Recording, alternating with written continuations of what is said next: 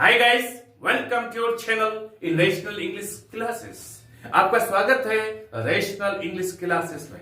प्यारे बच्चों, आज हम लोग पढ़ेंगे ऊंट का प्रयोग के बारे में। आज का क्लास बहुत मजेदार है, बहुत शानदार है, बहुत जानदार है। ऐसा किसी ने नहीं पढ़ाया होगा। आप वीडियो को अंत तक देखिए और आपसे रिक्वेस्ट है, विनती है कि चैनल को लाइक और सब्सक्राइब कर दीजिए और अपने मित्रों के बीच शेयर कर दीजिए। इसमें आपको कोई पैसा नहीं लगता है, ना कुछ खर्चा होता है। इससे मेरा हौसला बढ़ता है, हिम्मत बढ़ता है। चले हम लोग शुरू करते हैं। आज मैं केवल ऊंट का दो ही कंसेप्ट को समझाऊंगा और दोनों कंसेप्ट बहुत महत्वपूर्ण है, बहुत ही इंपॉर्टेंट है। चले हम लोग शुरू करते हैं। ऊंट का प्रयोग।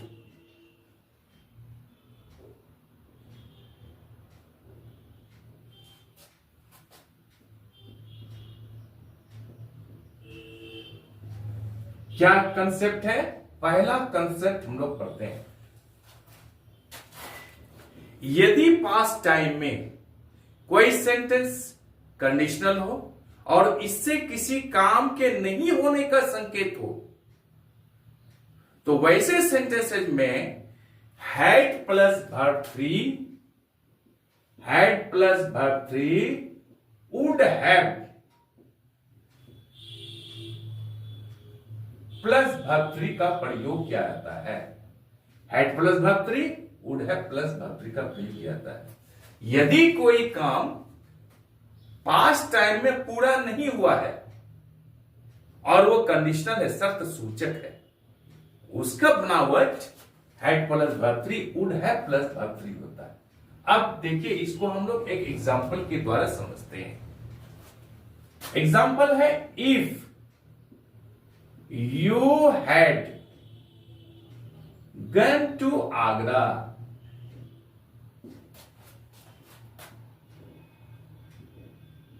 you would have seen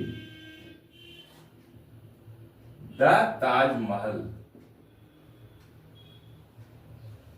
sentence पर ध्यान दीजिए, पैटर्न देखिए। हैड प्लस वर्ब थ्री, या हैड हो गया, गन हो गया, वर्ब थ्री। वुड हैव यहां पर है, वुड हैव यहां पर है, प्लस वर्ब थ्री यहां पर सीन है। समझ गए? सेंटेंस की बनावट को समझ गए। अब इसका अर्थ पर जोड़ देते हैं। If you had gone to Agra, यदि तुम आगरा गए होते, you would have seen the Taj Mahal, तो तुम ताजमहल देखे होते। ना आगरा गए ना तुम ताजमहल देखे, यानी काम के नहीं होने का संकेत मिलता है। तो वैसे सेंटेंसेस को हम लोग would had plus verb three, would have plus verb three का प्रयोग करके बनाएंगे। और एग्जांपल लेते हैं। If you had come to me, if you had come to me, I would have helped you. I would have helped you। देखिए, if you had come to me, यदि तुम मेरे पास आते, I would have helped you, तो मैं तुम्हारा सहायता करता। न तुम मेरे पास आए, न मैं तुम्हारा सहायता किया। ऐसे सेंटेंसेस की में पास्ट टाइम में काम के नहीं होने का बोध होता है। आप इस कंसेप्ट को समझ गए होंगे। समझ गए? अब हम लोग दूसरा कंसेप्ट पढ़ते हैं। यह कंसेप्ट भी बहुत जरूरी है। दूसरा कंसेप्ट, वही कंसेप्ट में पढ़ाऊंगा और दोनों कंसेप्ट जरूरी है। अब देखिए, ऐसा अनरियल कंडीशन या फिर ऐसी आशा या विलासा या इच्छा जो कभी पूरी हो ही नहीं सकता है, लेकिन हम लोग सोचकर बैठ जाते हैं। तो वैसे सेंटेंसेस में, जिस सेंटेंसेस में ऐसी कोड़ी कल्पना प्रकट की जाए जिसकी पूर्ति होना संभव नहीं है, वैसे सेंटेंसेस में वुड का प्रयोग किया जाता है। वुड का प्रयोग किया जाता है। अब देखिए, उदाहरण के लिए, दो मित्र हैं।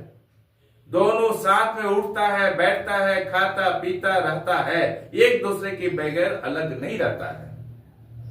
एक मित्र के पिताजी बोले कि बेटा तुमको 10 दिन के लिए लंदन जाना है, काम को संभालने के लिए, बिजनेस संभालने के लिए। जब वो अपने मित्र को बोला कि पिताजी मुझे बोल रहे हैं लंदन जाने के लिए, तो उसका मित्र परेशान हो गया, चिंता में पड़ गया कि मैं आपके बगैर 10 दिन कैसे रहूंगा। लेकिन पापा का आदेश था, जाना पड़ा। जब गया वो 10 दिन के बाद जो वापस आया 20 तारीख को लैंडिंग की टाइम था उनका 10 बजे, और ये सुबह को 6 बजे ही पहुंच गए उसको रिसीव करने के लिए। और जब दोनों मिलता है, एक दूसरे से गला मिलता है, तो यह मित्र उनको क्या बोलता है, यार मैं तुम्हारे बगैर रह नहीं पाता था, यदि मैं पंछी होता तो मैं तुम्हारे पास उड़कर चले जाता। ना वो पंछी हो सकता है, ना उड़कर जा सकता है। तो ऐसी कल्पना को हम लोग कोरी कल्पना करते हैं, जो कभी संभव नहीं है। तो वैसे सेंटेंसेस को पूरा करने के लिए वुड का प्रयोग करते हैं। जैसे if I were a bird, देखिए यहां पर, if I were a bird I would fly to you. If I were a bird, यदि मैं पंछी होता, I would fly to you, तो मैं तुम्हारे पास उड़कर चले जाता। ना वो पंछी हो सकता है, ना उड़कर जा सकता है। तो ऐसी अनरियल कंडीशन को प्रकट करने के लिए यहां पर वुड का प्रयोग किया गया है। समझ गए इस कंसेप्ट को? If I were a bird, यदि मैं पंछी होता, I would fly to you, मैं उड़कर तुम्हारे पास चले जाता। न वो पंछी हो सकता है, न उड़कर जा सकता है। एक दूसरा और एग्जांपल लेते हैं। क्या बोलता है, if I were a king. देखिए कितना मजेदार सेंटेंस है। If I were a king, I would make you my queen.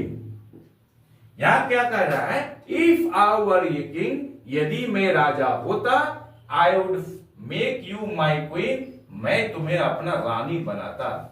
ना वो आदमी राजा बन सकता है, ना वो किसी को रानी बना सकता है, लेकिन ऐसी इच्छा लोग कर लेते हैं कि हम जानते हैं कि राजा के मरने के बाद उसका बेटा बेटी या कोई खानदान का परिवार का कोई आदमी ही बनेगा, कोई दो थर्ड पर्सन नहीं बन सकता है। लेकिन हम लोग सोच लेते हैं, क्या सोच लेते हैं, इफ आई वर किंग, यदि मैं राजा होता, I would make you my queen, तो मैं तुम्हें अपनी रानी बनाता।